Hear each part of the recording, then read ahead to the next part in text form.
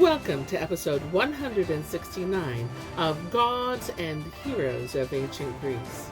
My name is MyLinda Butterworth, and today we tell the tale of Apollo and Cyrene.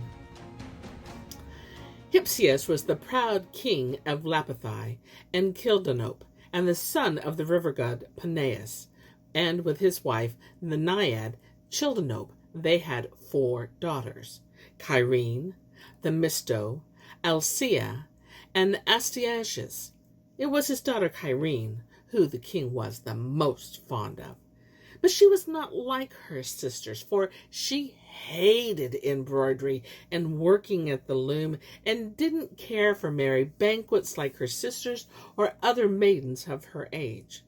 In truth, she wanted to be a great warrior like her father, and was proficient in the use of brazen darts, falchion swords, as well as archery.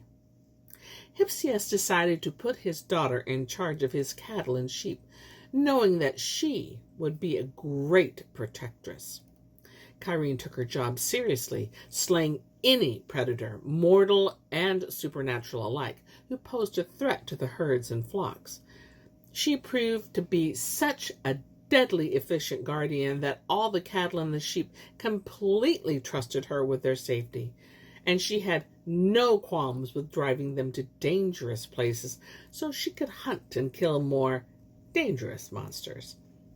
She loved being out in the wild, where she could slay the fierce beasts of prey and avoid all the pleasantries of court life. She wasted little time in sleep to assure that her father's cattle had deep and perfect sleep in the night. Her extraordinary hunting skills caught the attention of Artemis, who sent 2 large wild boars towards the herd to see how she would handle the attack. Kyrene quickly drew her bow and hit the first one with her arrow square between the eyes, and downed as the second came rushing towards her. She drew her sword and slashed off its head. Artemis walked towards Kyrene as she began to dress the boar and said, "I have watched you for some time, Kyrene, and your abilities with a bow rival my own. And for that I would gift you with these fine hunting dogs for your keen skills. Tell me, child, is this the life you wish for?"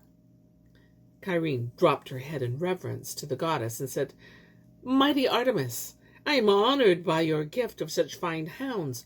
They will be most useful in my job of caring for the herd. I have thought many times of things, but I can think of nothing I would rather do than hunt and care for my father's herds. Right now, this makes me happy." "Would you not like to spend it better in my company as one of my hunters?" said Artemis. "I thank you for your kind offer, Artemis, but I still wish to be married one day, and that would not be possible if I were one of your hunters. But I am honored that you would find me worthy of such a position," replied Kyrene, a little unsettled at turning down an opportunity from a goddess. Artemis just smiled. "As you wish, dear Kyrene, but if you should change your mind, you need only call my name and it will be so." And with that, Artemis walked towards the forest and disappeared. Kyrene was overcome by the offer from the goddess and made an offering of one of the boars to the goddess. With her new hunting dogs, Kyrene became a deadlier warrior, to the point where all local predators steered clear of her and the animals under her watch. Under her care, her father's herd grew large and fat because they felt safe in her care. Unknown to Kyrene, Apollo had been talking with Artemis about her recent adventures, and she told her all about her interactions with Kyrene. This perked the young god's interest, and so he decided to visit the last place Artemis had seen her. Apollo perched himself on the hillside of Mount Pelion to watch her, about the same time as Kyrene noticed a lion stalking her herd. Kyrene did not have her weapons close at hand, but knew if she did not take immediate action, she could lose a member of her herd. She jumped up and rushed forwards toward the mighty lion and began to wrestle with it without spears or weapons of any kind. Apollo was instantly enthralled with desire for Kyrene and did not know how to deal with the passion he was feeling. So he immediately called for Chiron the centaur. "Son of Philra," Apollo cried, "leave your hallowed cave and come look with wonder at this woman's spirit and mighty power.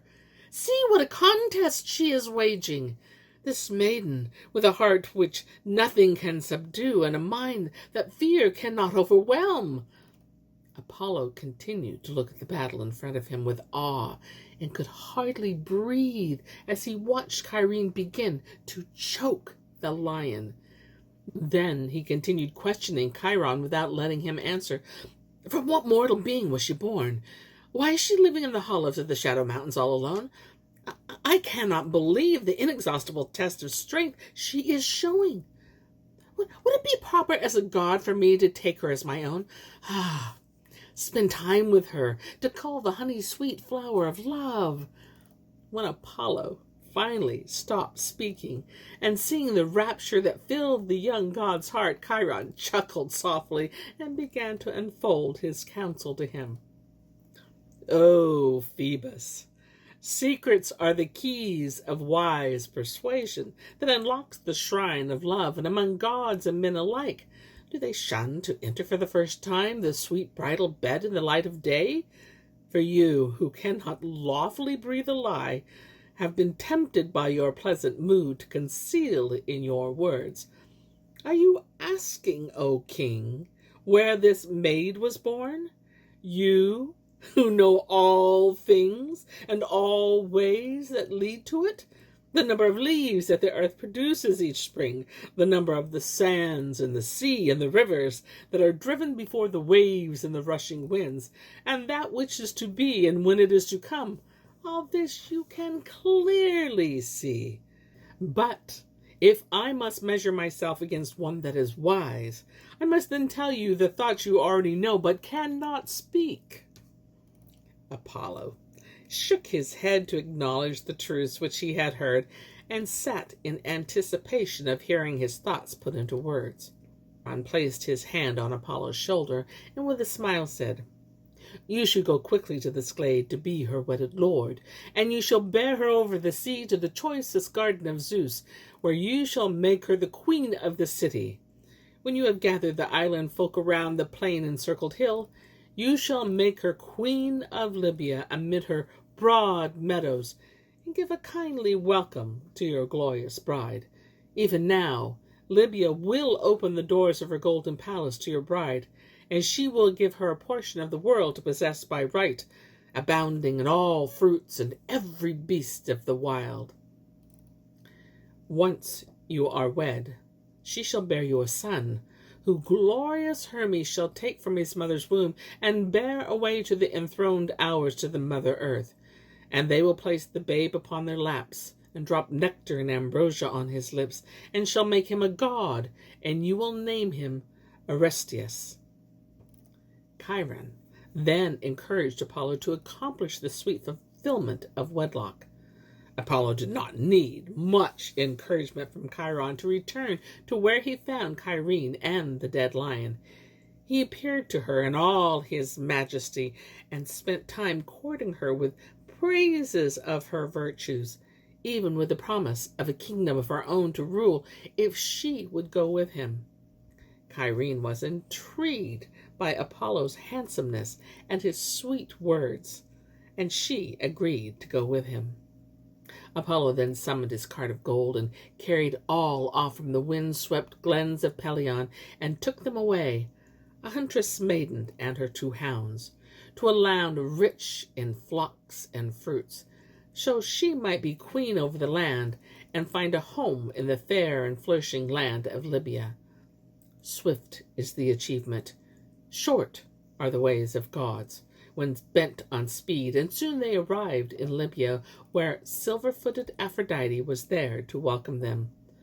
And with a light hand she touched the divine cart, and shed a charming coyness on their union sweet, blending the bonds of mutual wedlock of the god Apollo to the maiden daughter Kyrene, daughter of King Hypseus. The two of them enjoyed an intense and passionate love, and thanks to the oracle spreading the word of a new queen, it was not long before an entire colony of Greeks came to thrive in her new home, which Apollo named Kyrene. The people built an elaborate and important temple to Apollo. Kyrene bore Apollo 2 sons, the first being named Eurystheus, just as Chiron had told him, and he was nurtured by Hermes and became the god of beekeeping and cheese-making, and her second son, Idmon, became a seer who saw his own heroic death. The city thrived, and Kyrene was happy until her children grew up and her faithful dogs passed away. And as it is with all gods, Apollo grew bored, and his visits became less and less. Kyrene felt the need to travel back to Thessaly one more time to visit her family and friends. When she finally reached Thessaly, it was nothing like she remembered it. It was irrevocably changed. Her father had died, and the new king of Lapithus wanted nothing to do with her. When Kyrene went looking for the rest of her family and friends, they were either married or didn't recognize her or had died because of the harsh life that people in the land led. Kyrene became disheartened and traveled back to the old pass where she had pastured the sheep and cattle, and while she was there she found Ares. Being the god of war, they enraged in battle, which unexpectedly turned into becoming passionate lovers, and the consequence of that union created a son who they named Diomedes, who would one day become the king of Thrace. Eventually, Ares left, and Kyrene returned to Libya and found Apollo waiting for her in the exact same spot where they had first landed many years ago. The two of them spent much time and talk and realized that their time as husband and wife was at an end. Apollo said, "Know that I will always love you, but it is time for our union to end."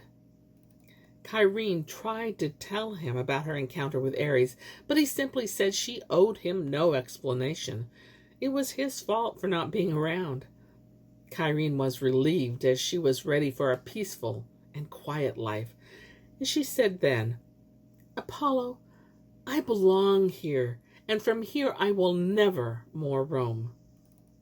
When he heard her words, Apollo transformed Kyrene into the patron naiad of her city and promised her that her new state of existence guaranteed her exceptionally long life, peace, and good health. With that, their romance ended, and Kyrene lived a very long life and ruled her country well to the day she left to live out the rest of her days with the other naiads in the nearby rivers, where it is said that her son Eurystheus once visited her for advice. And here is where I end my tale for today. But I'll be back with more tales. Many more tales. Until then, my friends, enjoy the journey.